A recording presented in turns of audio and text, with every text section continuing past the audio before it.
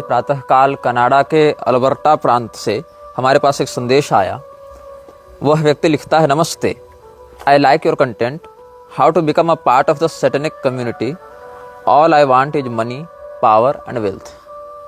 अब इस व्यक्ति ने हमारी श्रृंखला के किसी एपिसोड को देखकर हमसे संपर्क किया कनाडा के अल्बर्टा प्रांत से, और इसने यह संदेश भेजा है।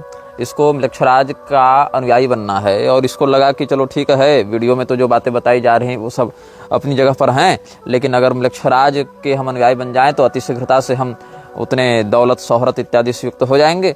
तो इसीलिए इसने संपर्क किया। लेकिन हम स्पष्ट कर दें कि इस प्रकार के हम किसी भी गतिविधि का न समर्थन करते हैं, न प्रोत्साहित करते हैं, न सहयोग करते हैं। कुछ लोग कह रहे थे कि महाराज विक्रमादित्य का युद्ध तो शकों से हुआ था, तो क्या शक नामक जो म्लेच्छ हैं वो भी मृक्षराज के ही अनुयायी हैं? तो हाँ, शक इत्यादि, हूण इत्यादि बहुत से जो म्लेच्छ जातियां हैं वो सब मृक्षराज के ही सैनिकों के विभाग में आते हैं। जिस समय जो भी व्यक्ति मृक्षराज के पद पर बैठता है वो इन समस्त समुदायों का सर्वोच्च नायक और दंडाधिकारी होता है। और महाराज विक्रमादित्य का जिन शकों से युद्ध हुआ था उन्हीं के कुछ दशकों के बाद हमारा भी युद्ध पूर्व जन्म में उनसे हुआ था, जिसके विषय में हम संकेत कर चुके हैं जब हम पृथ्वी सिंह के नाम से थे, और इस विषय में हमने एक दो लघु वक्तव्यों में संकेत भी किया है। और उस समय शकों से ही युद्ध करते हुए हम मृत्यु को प्राप्त हुए थे। इसीलिए हम इस विषय में जितनी स्पष्टता से जान रहे हैं उतनी स्पष्टता से आप नहीं जान रहे, और इसीलिए हम इस विषय पर जितना प्रामाणिक और जितना ठोस कथन करने का साहस रखते हैं उतना आप नहीं रखते। बहुत से लोग उपहास कर रहे हैं कि शास्त्रों में तो ये सब नाम नहीं मिलते। तो इसका कारण यह है कि शास्त्रों में जिस प्रकार के नाम और जिस प्रकार के शब्दावली का प्रयोग किया गया है वो सब शब्दावली और नाम तो उन आर्ष परंपराओं के लिए हैं, म्लेच्छ परंपराओं के लिए नहीं। तो हमने बहुत से नाम ऐसे बताए जो प्रचलित भाषा में आजकल के म्लेच्छ समुदायों के मध्य प्रसिद्ध हैं, क्योंकि वहाँ उसकी अधिक पैठ है, अधिक प्रसिद्धि है, और उसका जो संकेत ग्रंथों में प्राप्त होता है उसके अनुसार हमने बात की। जैसे विक्टोरिया को विक्टावती के नाम से, मैकॉले को मेकल के नाम से ये सब बताया गया है। तो जिस प्रकार से आर्ष ग्रंथों को लिखने की शैली रही है और जिस प्रकार से उस कथन को अभिव्यक्त किया जाना चाहिए उसको अगर नहीं समझ पाएंगे आप तो अक्षरशः क से कलम और ख से खरगोश इस भाषा में ग्रंथ आपको व्यक्त नहीं करेंगे ये सब बातें। तो हम चर्चा कर रहे थे मृक्षराज के अनुयायियों के नियम पर। मृक्षराज के अनुयायियों के 20 नियम हम बता चुके हैं, शेष नियमों पर अभी चर्चा करेंगे। मृक्षराज के पूर्व काल में, वर्तमान मृक्षराज के अल्पावस्था में, प्रारंभ में उसने देव शक्तियों की आराधना की थी। कुछ लोगों ने यह प्रश्न किया था कि जैसे हमने गौर का उदाहरण दिया जिसने नक्रोमेंसर तलवार का प्रयोग करके देवताओं को मारना आरंभ किया था, ऐसी एक मैथोलॉजिकल कथा मार्वल वाले दिखाते रहते हैं। तो हमने कहा था कि मृक्षराज के जीवन को समझने के लिए आप उससे एक प्रेरणा ले सकते हैं, क्योंकि मृक्षराज के जीवन से प्रेरणा लेकर भी ऐसे चरित्रों को गढ़ा जाता है या गढ़वाया जाता है सोसाइटीज के द्वारा। अभी फ्रांस के जो ओलंपिक आयोजन हुए वहाँ भी आप इस प्रकार के बहुत से संकेत और चिन्हों को समझ सकते हैं। यदि आप इस विषय में थोड़ी भी रुचि रखते हैं तो आपको सरलता से वो सारी कड़ियाँ जुड़ती हुई दिख जाएंगी। तो मृक्षराज प्रारंभिक अवस्था में तो सही मार्ग पर ही चलने का प्रयास कर रहा था, लेकिन क्या हुआ कि जिन मंत्रों का प्रयोग करके वह देवताओं को आहुति प्रदान करता था उन मंत्रों में वह अधिकृत नहीं था, और उन आहुतियों के देवताओं के पास पहुंचने पर देवता उन आहुतियों का बहिष्कार करते थे, परित्याग करते थे, अशुचि मानकर उन आज्यों को अमेध्य मानकर अस्वीकार करते थे, जिसके कारण यह परिश्रम तो करता था किंतु देव शक्तियां प्रसन्न नहीं होती थी, अभीष्ट फल प्रदान नहीं होती थी। क्योंकि इष्टान भोगान हिवो देवा दास्यन्ते यज्ञ भाविता तर्दत्तान प्रदायभ्यो यो भुंक्तेस्तेन एव सह। तो इष्टान भोगान हिवो देवा दास्यन्ते यज्ञ भाविता, और यज्ञ क्या है? यज्ञ विधि पूर्वक किए जाने पर ही अभिष्ट फल को प्रदान करता है। अनधिकारी के द्वारा अविधि पूर्वक किया गया यज्ञ दुष्कृत को जन्म देता है, अशुभ परिणाम को जन्म देता है। तो अशुचि हवि का जब बहिष्कार देवताओं ने किया इसके प्रति तो ये बहुत क्रोधित हो गया और इसने मूर्ति भंजन का संकल्प लिया, और वहीं से यह पैशाचिक शक्तियों का आराधक बन गया। और उसके बाद उसको कलयुग के 15 प्रधान अनर्थकारी तत्वों का परिचय प्राप्त हुआ। वहीं से उसको आगे फिर नायकत्व की संसिद्धि कराई गई म्लेच्छों के समुदाय के विस्तार के लिए। तो यही कारण है कि मृक्षराज के निर्देश से जब भारत में मूर्ति भंजन करके मृक्षराज के पास पहुंचाया गया मूर्तियों को, शालग्राम शिलाओं को, और वहां पर अपने चरण के नीचे मृक्षराज के सैनिक उसका मर्दन करने लगे, तब देवराज इंद्र ने वज्र प्रहार के माध्यम से मृक्षराज की सेना के एक बहुत बड़े भाग को नष्ट कर दिया था और देवताओं ने उन देव प्रतिमाओं को उठाकर गंडकी नदी में डाल दिया था। और इसका संकेत भी आपको भविष्य पुराण में प्राप्त हो जाएगा और पिछले अनुभाग में हम इसको संक्षेपतः अभिव्यक्त भी कर चुके हैं। अब कुछ लोग कहते हैं कि जैसे कालयवन का स्पष्ट वर्णन मिलता है, जैसे अन्य का स्पष्ट वर्णन मिलता है, तो हम तो भागवत को मानेंगे, भूसुंडी रावण को मानेंगे, लेकिन तुम्हारी बात नहीं मानेंगे। ये वही लोग हैं जिन्होंने मन में संकल्प ले रखा है कि अगर निग्रहाचार्य नाक से सांस ले रहे हैं तो हमको गुदा से सांस लेनी है, क्योंकि हमको निग्रहाचार्य का विरोध करना है। इसीलिए भेद और छेद को ढक कर रखना सीखना चाहिए। भेद को और छेद को कहीं भी प्रकाशित कर दोगे तो हो जाएगा अनर्थ। अब इससे ज्यादा संकेत हम नहीं कर सकते हैं, क्योंकि इससे ज्यादा संकेत मंदबुद्धियों के लिए किया जाता है। अस्तु, हम बात कर रहे थे म्लेच्छराज के अनुयायियों के लिए जो नियम है उस श्रृंखला में। म्लेच्छराज के अनुयायियों के लिए जो 21वां नियम है, उसके आधार पर यह बात बताई गई है, किसी भी व्यक्ति को इतना मजबूर मत कर दो कि वह अपने अस्तित्व के लिए लड़ने पर विवश हो जाए, तब तक जब तक कि तुम स्वयं अपने अस्तित्व को दांव पर लगाने के लिए तैयार नहीं हो। अब जैसे मैं उदाहरण देता हूं, अब कोई व्यक्ति मुझ पर आक्रमण कर रहा है, मैं चारों ओर से घिर गया हूं, इधर कुआं है, इधर खाई है, सामने जंगल है या जो भी है, अपना ज्वालामुखी या जो भी है, पीछे वृक्ष है। अब मेरे पास भागने के लिए कोई अवसर नहीं बचा, कोई उपाय नहीं बचा, तो क्या होगा? इस स्थान पर जहां भागने के लिए कोई विकल्प नहीं है, वहां जब शत्रु मेरे सामने होगा तो मैं अपनी सारी शक्ति और सारी योजना लगाकर उससे लड़ने के लिए विवश हो जाऊंगा। उस समय फिर मैं अपनी सामान्य शक्ति से कहीं अधिक श्रेष्ठ प्रदर्शन कर बैठूंगा और तब मेरे शत्रु को हम मार भी सकते हैं, क्योंकि मेरे पास विकल्प नहीं बचेगा। भागने के लिए जब विकल्प नहीं बचता है तो किनारे पर खड़ा व्यक्ति अपनी अंतिम शक्ति का प्रयोग करके परिपूर्ण सामर्थ्य के साथ प्रहार करता है। तो इस बात से म्लेच्छराज बचना चाहता है। म्लेच्छराज अपने अनुयायियों को यह निर्देश देता है 21वें नियम के आधार पर, किसी व्यक्ति को मारो लेकिन उसको इतना मजबूर मत कर दो कि वो समझे कि अब मेरे पास रास्ता नहीं बचा, क्योंकि जब रास्ता नहीं बचता है तो वो पूरी शक्ति से वार करता है। और अगर आप उसको इस स्थिति में लाने के लिए तैयार हैं तो समझिए कि यदि आपने उसको इस स्थिति में लाया है, यदि आप उसको उस जगह फंसा कर मारना चाहते हैं तो स्वयं भी वहां पर मरने के लिए तैयार रहिए, क्योंकि अगर वो जान गंवाने के लिए तैयार है तो वह इतनी कोशिश अवश्य करेगा, इतना प्रयास अवश्य करेगा कि आपको भी नष्ट कर दिया जाए, मार दिया जाए। इसलिए म्लेच्छराज जब भी किसी को मरवाता है, सामुदायिक रूप से या वैयक्तिक रूप से, तो ऐसे तरीके से मरवाता है कि व्यक्ति को एक दो ऑप्शन दिखता रहे, ताकि वो अपनी पूरी शक्ति का केंद्रीकृत प्रयोग न कर सके। उसको लगे अच्छा ये नहीं तो ये कर लेंगे, ये नहीं तो ये कर लेंगे, तो पूरे मतलब अब अंतिम उसके पास चारा न बचे, ऐसी इसके अंदर भावना ना आए कि भैया मेरे पास कोई विकल्प शेष नहीं, अब तो मारना ही पड़ेगा, मरना ही पड़ेगा। ऐसी स्थिति, मरो या मारो की स्थिति मत आने दो। एक दो विकल्प उसके पास छोड़ो जिससे उसका ध्यान भटकता रहे, उसकी शक्ति भटकती रहे। 22वें नियम के आधार पर म्लेच्छराज के अनुयायियों को 3 चीजों को प्राप्त करके उसको सुरक्षित रखना होता है: मनी, पावर एंड रिस्पेक्ट। धन, सत्ता, सम्मान, या संपदा, सत्ता और सम्मान। अगर आपके पास पैसा है, अगर आपके पास सामर्थ्य है, अगर आपके पास शक्ति है, सम्मान है, तो ही आप म्लेच्छराज के अभियान को परिपूर्णता के साथ आगे बढ़ाने में सहयोगी हो सकते हैं। यदि आपके पास पैसा नहीं है, यदि आपके पास सम्मान नहीं है, यदि आपके पास सामर्थ्य नहीं है, पैसा नहीं है तो लोग आकर्षित नहीं होंगे, सम्मान नहीं है तो आकर्षित हुआ व्यक्ति भी चला जाएगा, और सामर्थ्य नहीं है तो आप धन का इच्छानुसार प्रयोग नहीं कर सकते, पैसा नहीं कमा सकते। इसलिए तीनों एक दूसरे से जुड़े हुए हैं। लेकिन इन तीनों में भी सम्मान आपके पास होना चाहिए, मतलब सामाजिक रूप से आप समाज में प्रसिद्ध और प्रतिष्ठित होने चाहिए, क्योंकि अप्रतिष्ठित रहेंगे, बदनाम रहेंगे, यदि आपकी छवि बहुत खराब रहेगी तो लोग आपकी ओर आएंगे नहीं, जुड़ेंगे नहीं, आपकी बात से प्रभावित नहीं होंगे। तो म्लेच्छराज के विषय में जो आप अपना अभियान सफल करवाना चाहते हैं, म्लेच्छराज के सिद्धांत को उसके हृदय में स्थापित करना चाहते हैं, वो कैसे होगा? इसीलिए आपको सबसे पहले प्रतिष्ठित होना पड़ेगा, पैसे वाला बनना पड़ेगा, सम्मानित होना पड़ेगा, सामर्थ्यवान बनना पड़ेगा, ताकि लोग देखें अरे इनका सामर्थ्य तो देखो, इतने बड़े बड़े लोग इनके पास आते हैं, अरे इनका वैभव तो देखो, इतना बड़ा बड़ा इनका जो है महल है, कार का काफिला है, इतने बड़े बड़े इनके घर हैं, तो इसका अर्थ एक बहुत अच्छे व्यक्ति होंगे, बहुत सम्मानित व्यक्ति होंगे। और पैसा जिसके पास होता है उसके पाप तो पैसा से ही ढक देता है समाज,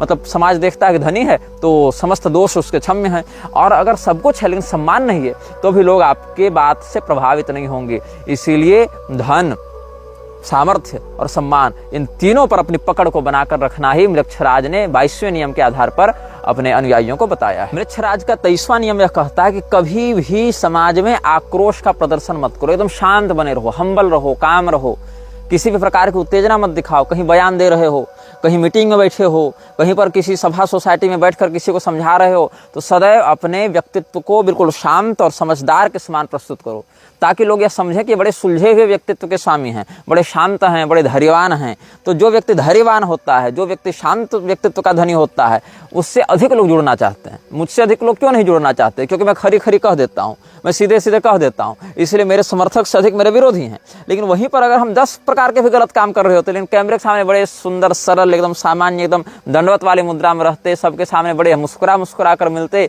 और चाहे पीछे पीछे कितनी भी गलत बातें करते या करने वालों का समर्थन करते, लेकिन लोग हमें एक अच्छे व्यक्ति के रूप में देखते। अभी मुझे अच्छे व्यक्ति के रूप में जितने लोग देख रहे हैं, उससे कहीं अधिक लोग बुरे व्यक्ति के रूप में देख रहे हैं। अहंकारी है, घमंडी है, क्रोधी है, ऐसा देखते हैं। तो म्लेच्छराज अपने अनुयायियों को सतर्क करता है, कभी भी समाज में उग्रता का प्रदर्शन मत करो, सदैव शांत बने रहो, ताकि जो व्यक्ति शांत रहता है, समाज उस पर संदेह नहीं करता, अरे ये तो सीधा साधा गौ आदमी है, ये क्या गड़बड़ करेगा। और वही व्यक्ति पीठ पीछे इतने बड़े षड्यंत्र को जन्म देता है, जिससे बड़े बड़े उपद्रव हो जाते हैं। तो म्लेच्छराज अपने अनुयायियों के लिए कहता है कि तुम हमेशा शांत बने रहो। इसके बाद अगला नियम क्या कहता है? तुम्हारी उम्र सीमित है, तुम्हारा सामर्थ्य सदैव एक जैसा नहीं रहेगा, इसीलिए कभी भी खाली बैठकर समय नष्ट मत करो। देखो, अगर धार्मिकता और आध्यात्मिक दृष्टि से देखो तो म्लेच्छराज के बहुत से नियम ऐसे हैं जो आदर्श के समान प्रतीत होंगे। ये तो अच्छी बात है कि समय बर्बाद मत करो, शांत रहो और समाज में सम्मान को महत्व दो। ये सब कुछ ऐसी बातें हैं जिससे लगता है कि बहुत ही आदर्श समाज की परिकल्पना करना चाहता है। और न्यू वर्ल्ड ऑर्डर वाले भी इसी प्रकार से प्रस्तुत करते हैं स्वयं को कि हम एक विश्व में आदर्शतम व्यवस्था को जन्म देने वाले हैं। हम एक ऐसी व्यवस्था को लेकर आएंगे जिसमें कोई अन्याय नहीं होगा, कोई अनीति, कोई भेदभाव नहीं होगा, ताकि अधिक से अधिक लोग आकर्षित हों। लेकिन ये जो आदर्श कल्पना है वो धरातल पर इतनी भयावह है कि जब आप अंदर से इसको समझेंगे तब समझ में आएगा कि ये तो सोने के घड़े में रखा हुआ जहर है।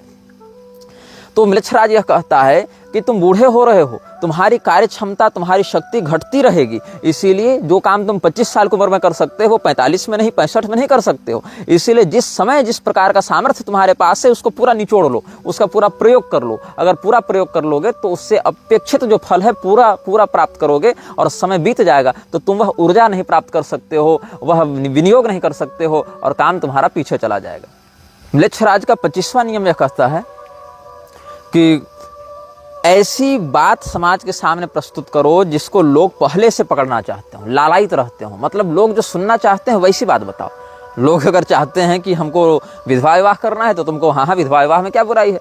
लोग अगर चाहते हैं कि मुझे लव मैरिज करनी तो हाँ लव मैरिज में क्या बुराई है। लोग अगर चाहते हैं कि अच्छा चलो पुरुष और स्त्री के मध्य का भेद मिटा दो, समलैंगिक संबंध बनाओ, तो कहो हाँ क्या बात है, बिल्कुल सही। तो बदलते हुए जमाने के साथ बदलो, ये म्लेच्छराज का अगला नियम है। मतलब जैसा जैसा समाज चाहता है वैसा वैसा तुम उसके सामने अपने मानसिकता को दिखाते जाओ। इससे क्या होगा, समाज से तुम टकराओगे नहीं। और वस्तुतः क्या होता है, पहले एक दो लोग कुछ बात कहते हैं, उनको लोग कहते हैं पागल है। जैसे म्लेच्छराज ने किसी नियम को लागू किया, म्लेच्छराज ने मान लो आज नियम लागू किया कि सभी लोग अपने पहले बच्चे का मांस खाएंगे। बहुत पैशाची बात है, एक तरफा विद्रोह होगा समाज में कि नहीं नहीं हम ऐसा नहीं करेंगे। लेकिन जो लोग प्रतिष्ठित हैं, जिनके पास पैसा है, जिनके पास सामर्थ्य है, म्लेच्छराज के ही एजेंट हैं और इन तत्वों से युक्त हैं, कैमरे के सामने हम्बल हैं, वो धीरे धीरे करके 5 साल 10 साल 20 साल में कहेंगे कि हाँ ऐसा भी होना चाहिए, ये भी ठीक बात है, इससे विश्व की जनसंख्या नियंत्रित रहेगी। फिर 10-5 वैज्ञानिक मिलकर कहेंगे कि अपने बच्चे का मांस खाने से ये फायदा है, ये बीमारियां नहीं होती हैं। ऐसा करते हुए, और कुछ तो स्वाभाविक पैशाचिक मानसिकता से रहेंगे, तो इससे क्या होगा, एक संगठनात्मक शक्ति का निर्माण होगा और वह शक्ति आंदोलन करेगी, दंगे करेगी और सरकार के सामने ऐसे रूप में प्रस्तुत करेगी कि हम भी एक कम्युनिटी हैं, हम भी एक संस्था हैं, हमारा भी एक सिद्धांत है, हमारी यही जीवन शैली है, यही हमारा लाइफ स्टाइल है। तब धीरे धीरे जाकर जो बड़े लोग हैं समाज की नज़र में, वो कहेंगे कि हाँ ये बात भी लागू की जा सकती है। और उस समय समाज जिस प्रकार का मनोबल देखता है अपने आदर्शभूत लोगों का, वैसी ही मानसिकता से युक्त होता जाता है, तो वह कहेगा यही सही है। तो 10 साल 15 साल पहले जो नकारात्मकता थी वही 1-2 पीढ़ी जाते जाते एक जनरलाइज उपलब्धि हो जाएगी। इल्यूमिनाती की जब आधिकारिक घोषणा हुई थी स्थापना की, तो वहां भी भ्रूण हत्या इत्यादि को बिल्कुल जनरलाइज करने की बात रखी गई थी, जिसको तात्कालिक सरकारों ने बहुत विरोध किया था। लेकिन हुआ क्या, अंत में समय लगता है स्वीकार्यता में, लेकिन आज भ्रूण हत्या एक ऐसा विषय बन गया है जिस पर कोई बात भी नहीं करना चाहता। मतलब वो तो बिल्कुल सांस लो और सांस छोड़ो, इतना सामान्य विषय हो गया है। शादी के बाद भ्रूण हत्या एक सामान्य विषय हो गई, लेकिन अब तो वो इतना कचड़ापन हो गया है उसमें कि शादी के पहले भी 10-10 भ्रूण हत्या हो तो पुलिस पूछताछ नहीं कर सकती, डॉक्टर पूछताछ नहीं कर सकते, इतना उसको विकृत करके स्थापित कर दिया गया है। तो कभी भी ऐसा ऑफर नहीं देना चाहिए जो समाज के हितों से, मानसिक हितों से, जो उसकी रुचि है उससे टकरा जाए। हमेशा जनता को लगना चाहिए कि तुम तो उसी के मन के अनुसार चलते हो, मतलब हम जो सोचते हैं हमारे नेता भी वही सोचते हैं। इससे जनता को लगेगा कि अच्छा ये तो बहुत अच्छा व्यक्ति है, जितना अच्छा हम उतना अच्छा वो। 26वां नियम यह कहता है कि न्याय की प्रतीक्षा करो। न्याय की प्रतीक्षा करो, ये 26वां नियम इसलिए कहता है ताकि समाज की मानसिकता को समझकर किसी भी निर्णय को कभी भी न्याय कह दिया जाए और कभी भी अन्याय कह दिया जाए। एक छोटा सा उदाहरण देता हूं आपको। शादी 18 साल की उम्र में होनी चाहिए लड़कियों की और लड़कों की 21 साल। ये ठीक है, एक बात लागू कर दी गई, लोगों ने धीरे धीरे मान लिया। उसके बाद शादी 21 साल की उम्र में होनी चाहिए। अब अगर 18 साल की उम्र में करते हो शादी तो वो अन्याय होगा, गैरकानूनी हो जाएगा। इससे पहले व्यभिचार की जब धारा थी, व्यभिचार करने पर दंड मिलता था, अब कोई दंड नहीं होगा, अब तो केस मुकदमा FIR कुछ भी नहीं होगा, अब प्राइवेसी का मामला हो गया। तो कहने का भाव हमारा यह है कि प्रतीक्षा करो। समाज जैसा बनना चाहता है, समाज को हम जैसा ढाल रहे हैं, उसमें अगर समाज पर्याप्त ढल चुका होता है तो पहले के अन्याय आज के समाज के लिए न्याय हो गए और पहले के जो न्याय थे आज के लिए अन्याय हो गए। पहले जो काम करने से दंड नहीं मिलता आज मिल जाएगा, पहले जो काम करने से दंड मिलता था अब नहीं मिलेगा। तो जस्टिस क्या है, न्याय क्या है? तुम्हारी इच्छा ही न्याय है। अगर हम चाहें कि ये काम गलत है तो वो गलत हो जाए, हम चाहें नहीं ये काम सही है तो वो काम सही हो जाए। इसलिए कभी भी हड़बड़ी में न्याय की कामना मत करो, प्रतीक्षा करो। हो सकता है जो काम आज तुमको गलत लग रहा हो कल को हम ऐसा कुछ प्रभावी रूप से लागू कर दें कि वही सही काम हो गया, या हो सकता है जो काम करने पर आज तुमको पुरस्कार मिल रहा हो कल को उसी काम को करने पर तुम्हें दंड मिलने लगेगा। इसलिए न्याय और अन्याय कुछ नहीं है, न्याय और अन्याय तुम्हारी रुचि का विषय है। यही अगला नियम मृक्षराज ने बताया कि तुम बस प्रतीक्षा करो, धैर्यवान बने रहो और सीक फॉर जस्टिस, चाहे ये कितना भी समय ले ले। आज तुम्हें जो लोग गलत कह रहे हैं वही लोग कल तुम्हारा अनुसरण करेंगे, तुम्हारे उसी काम में तुम्हारे सहयोगी बनेंगे। 27वां नियम यह कहता है कि तुम जिस प्रकार की जीवन शैली जी रहे हो उसकी आदत अपने बच्चों में डालो। मतलब जिस प्रकार का तुम्हारा अभिष्ट जीवन है, जीवन शैली जी रहे हो उसकी आदत डालो। अगर गरीब हो तो अपने बच्चों में गरीबी की आदत डालो, अगर अमीर हो अपने बच्चों में अमीरी की आदत डालो। इसके परिणाम स्वरूप क्या होगा, जो गरीब व्यक्ति है अगर उसके बच्चे को गरीबी की आदत लगेगी तो कभी भी जीवन में वो विद्रोह का साहस नहीं कर पाएगा, कभी भी जीवन में वो आगे इस सभ्यता या इस व्यवस्था से टकराने का साहस नहीं कर पाएगा कि नहीं हमारा तो यही है फेट और हम तो वही इतनी ही औकात रखते हैं, हम तो भैया 2 टाइम की रोटी कमा ले तो ठीक है। इसके आगे उसकी बुद्धि जाएगी ही नहीं, वो वैश्विक स्तर पर चल रहे नेटवर्क को समझ नहीं पाएगा। और अगर वो अमीर है तो उसके बच्चों को अमीरी की आदत लगनी चाहिए, लत लगनी चाहिए, ताकि जब वो अमीरी की लत में पड़ जावे और कभी अगर वो इस सिंडिकेट का विरोध करना चाहे तो उसको तुरंत गरीब बनाकर उसके मनोबल को तोड़ा जा सके। और वो जब उसको तड़प उठेगी, करे मेरे पास इतना पैसा, इतनी गाड़ी, इतना बंगला, इतना वैभव था, सब के सब चला गया, अब हमको ये वापस चाहिए, तलब उठेगी, तब उसको फिर पैसा देकर अपना गुलाम बनाया जा सके। देखो अगर तुम हमारा विरोध करोगे तो ये जो दौलत शोहरत तुम खानदानी ऐशो आराम में रह रहे हो वो सब के सब तुम्हारा नष्ट हो जाएगा और तुम बिल्कुल सड़क छाप बन जाओगे, तुम्हारा हम दिवालियापन निकाल देंगे, तुमको दिवालिया कर देंगे। तो ये अगला नियम है कि जो तुम्हारा बच्चा है उसमें अपने ही स्थिति की लत डालो। गरीब है तो गरीब बनने रहने दो उसको, ताकि वो विद्रोह न कर सके और उसकी बुद्धि अपनी रोटी के आगे न जा सके। और अगर तुम अमीर हो तो अपनी अय्यासी को पूरा करने के लिए तुम हमारे गुलाम बने रहो। मृक्षराज का 28वां नियम यह कहता है यदि तुमने कोई ऐसा कार्य कर दिया है जिससे हमारे अभियान को खतरा है तो उस काम की भरपाई तुम ही करोगे, उस गलती की भरपाई तुम ही करोगे। ये नहीं कि हमने गलती कर दी और भरपाई करने हमारे सीनियर अधिकारी आएंगे, नहीं।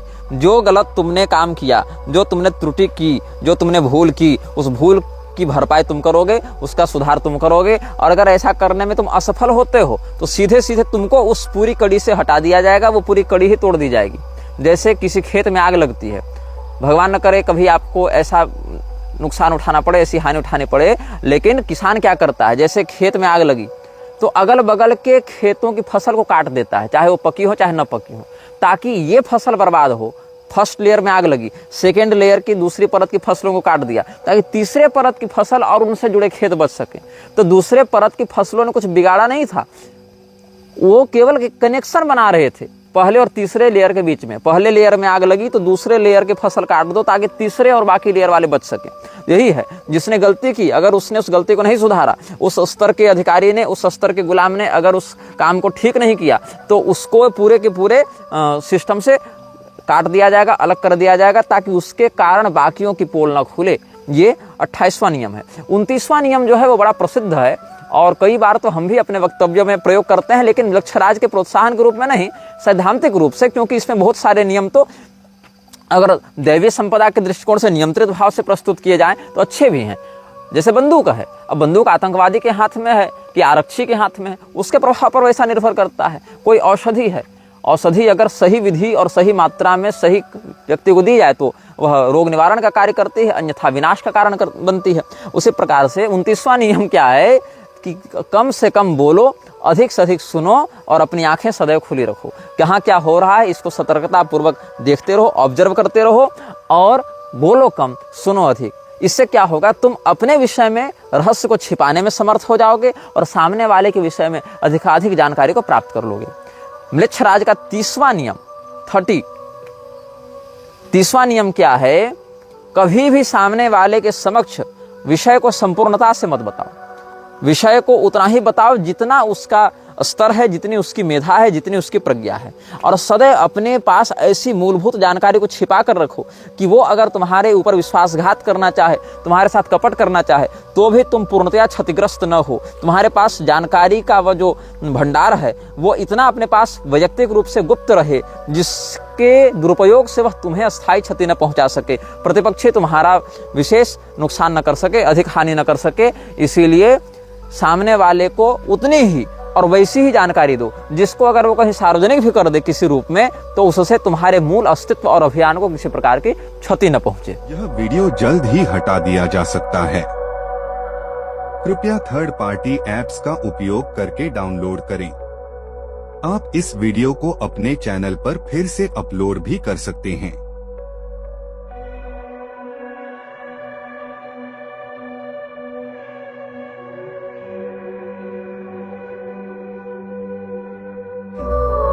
This video may get deleted soon. Please download using third-party apps. You may also re-upload this video on your channels. Thank you.